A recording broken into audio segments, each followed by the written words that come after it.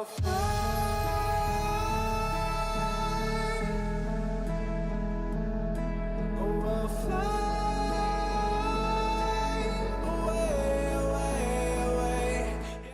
it's your boy Davidoff. So I'm sorry this is late. I am sorry this is late. Just that I was meant to see this on the first weekend.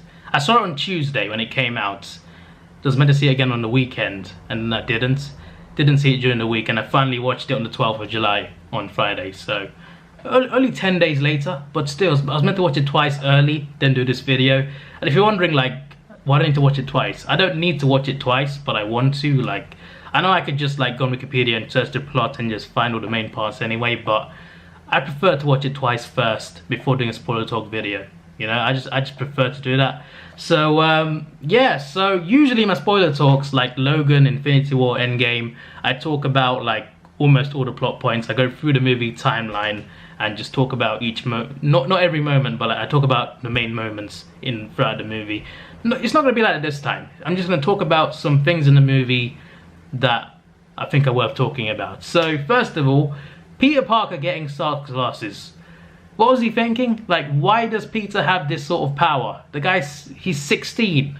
Like, why would you give this to him? Like, seriously. But having said that, that is some damn cool technology. And also, like, I do like Spider-Man in the MCU, but he's so technology based, and it's like, it's a little too much at times. Like, he's just a kid. Like he should just be wearing the normal suits, you know. He doesn't need to have all these options yet. And later in the movie as well, he was having the, like, he was making his own suit in the ship, and Happy Hogan played the flipping AC/DC song from the first Iron Man, and I was just like, okay, you know what?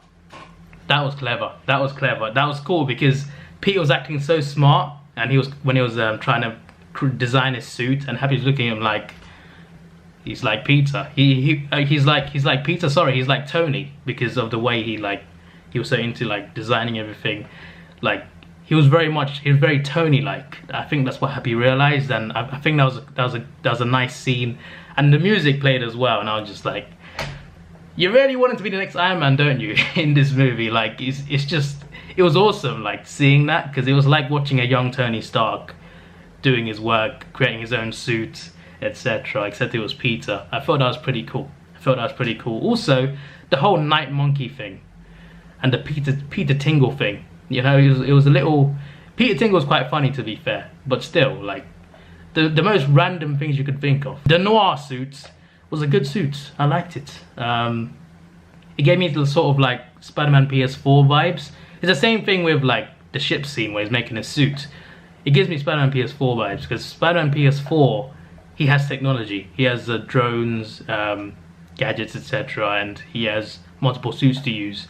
So the fact that he had like 3 different suits in this movie, I think that was pretty cool. Or like 4 suits, even though like the Iron Spider was there for like a bit.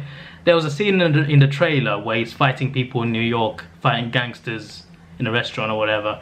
That's not in the movie. Like, why is that not in the movie? I wanted to see that. That looked cool in the trailer, and they just cut it out completely.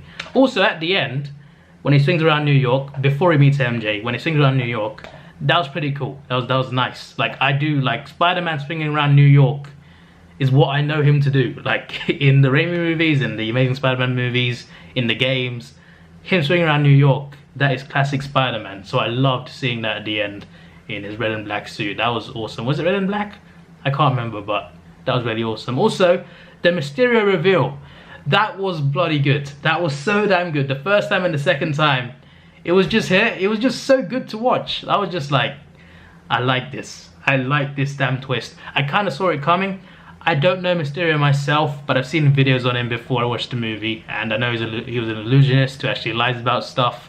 So I thought, they're gonna do that in the movie as well. There's no way he's not the villain, because I thought like, yeah, he's got to be the villain, surely. I knew the twist was coming. I was just wondering, like, when is it gonna happen, and how are they gonna do it? And also, how is he causing damage with an illusion? I'm still confused by that. Is it using the drones? But he gets the drones after he gets Edith the glasses, right? So what did he have before that? Did he not have drones? How did he create the things before that? I have no idea. I don't know how it works. I'm sure it's explainable, but still, like, it's trippy. Like, how do you cause damage with those without the drones? I don't know, whatever. But it's still such a cool thing. Like how he can create those projections just of these so advanced devices. And I also like the Civil War tie-in as well. In Civil War, the scene where Tony's showing off this technology, that was Mysterio's technology that he was showing off. Mysterio's idea. And that's another thing, like just like Vulture in Homecoming, Mysterio is a former employee of Tony Stark who's angry, which is kind of relatable to a lot of people, I guess, in the real world. But still, like, it's kind of funny. Like two different villains, they're both ex Tony Stark employees. I feel like maybe the Sinister Six, when they set it up, I'm sure they will set it up, and when they do, I reckon all 6 of them will be former Tony employees. Just watch. Mysterio be somehow what? My question is he actually dead? I don't think he is. I'm not saying that because after credit scene, because his video did show up, but that's probably like his crew. But I'm thinking he might be alive. The after credit scene, J. Jonah Jameson, J.K. Simmons comes back. Less hair, but he comes back. Now I'm pretty sure the Daily Bugle in this universe is different. I think they're like a conspiracy theory thing rather than a newspaper thing. But still, like, that was awesome. That was like, I wasn't like overly excited, but I was like, oh yes. There was a big smile on my face. I was just like, this was the biggest throwback for me, because I grew up with Raimi Spider-Man. I wasn't even a big superhero fan back then. I wasn't a superhero fan at all, but I watched Spider-Man movies and I was just like, these are cool. I like the original Raimi ones, the first 2 especially. So to see an iconic character from those movies come back in the MCU, that was something special. I kind of do wish that they would bring back Maguire and Garfield as well and do like a Spider-Verse. Like have Maguire, Garfield, Holland, and add Miles in as well. Miles Morales, introduce him in, and then put Venom in as well. Do like a multiverse thing with Spider-Man. I just think it would be awesome if they did that in like live action. Also, the second after credits scene, after all the credits are gone, when Nick Fury and Maria are found out to be Skrulls the whole time in the movie. That was a good twist. I was just like, oh, I see what you did there. It was an amazing scene, but I watched Captain Marvel, so I know who the Skrulls are, and I was just like, okay, I did not expect them to be Skrulls, but yeah, I think like, who was at the funeral? Was that the actual Nick, I think, was at the funeral? Well, I don't know, where is the actual Nick? Like, he's on some ship, isn't he, with the Skrulls? Like, where are they? Like, where is he? I'm so confused. And how long has he been there? Because, so who was at the funeral? Apparently there's a theory that at the end of Infinity War, in the after credits scene, when Nick disappears, that's actually the Skrull as well. Apparently that's the Skrull, because Maria calls him Nick, and she doesn't usually call him Nick. She calls him Fury. Everyone calls him Fury. So apparently when she calls him Nick, they're Skrulls.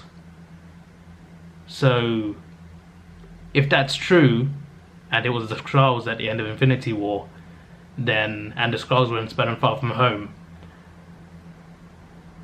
was the Skrull the one at the funeral? I don't know. Maybe Nick Fury's been a Skrull this whole time. Maybe he put the Avengers together. Flipping Talos the Skrull put the Avengers together. You heard it here first. No, probably not, to be honest. But if you ever notice like character differences in Nick Fury, if he seems different or weird, he's a Skrull. It's not actually him. So that's a good like explanation, to be fair. this person's out of character. He's a Skrull. There we go. Problem solved. The Edith glasses when when Peter gives it to Mysterio, and then Mysterio reveals himself, which is really good. Good music playing as well. I like how the guy who was being shouted at by Obadiah in the first Iron Man was working for Mysterio as well. That was a really cool callback. Like, is it the same? I assume it's the same actor, because it was the same face. I was just like, oh, that is awesome. He was in the movie 11 years ago and you brought him back. I love the callbacks to Iron Man. Also, I forgot to mention actually the best parts of the movie, the damn illusion scenes. The illusion scenes were crazy. Like, they were so trippy and they were amazing. I just enjoyed watching every second of those scenes. Like, the first one was the best one. The first illusion scene, I think in the middle of the movie or something. And when Iron Man crawls out of the tombstone of the grave in this whole nightmare sequence, a reference to Marvel Zombies as well, like that was creepy. That was creepy, especially when, what did he say again? If you were good enough, maybe Tony would still be alive. That quote, that cut deep. That was just like, oh, he went there. He went there with Tony's tombstone right there. And the next thing you know, the nightmare sequence where flipping the Iron Man, the undead Iron Man armor comes out. That was so scary. Like, that was a crazy scene. Honestly, one of the best fight scenes in the MCU. Like, genuinely, it was different to everything else. It was something new and fresh, and it worked so damn well. And it was trippy. It was crazy. It was crazy, that illusion scene. So that was just like probably the best scene of the movie for me. That was just amazing. And then the second illusion scene at the end, the final battle, was really cool as well in the corridor. That was pretty cool. Not as good as the last one, but still pretty cool. Also, when he wore Netherlands football shirts, that was quite interesting as well. That was quite funny to me because obviously I watch football. And the thing is, this movie takes place in 2023, right?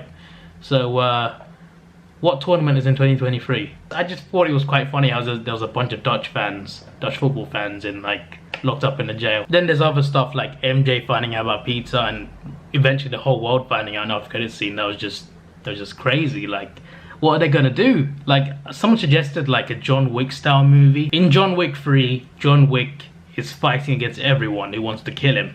So just like that, in Spider-Man 3, you could have everyone trying to kill Spider-Man.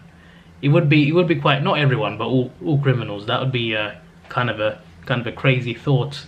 I don't know what they'll do though, because everyone knows who he is now. So what happens? Like, where does this go? There's other stuff to talk about as well, but you know, I'm just talking about the main bits, and the rest of it, like the stuff with his school, with his class, was a little bit cringe at times.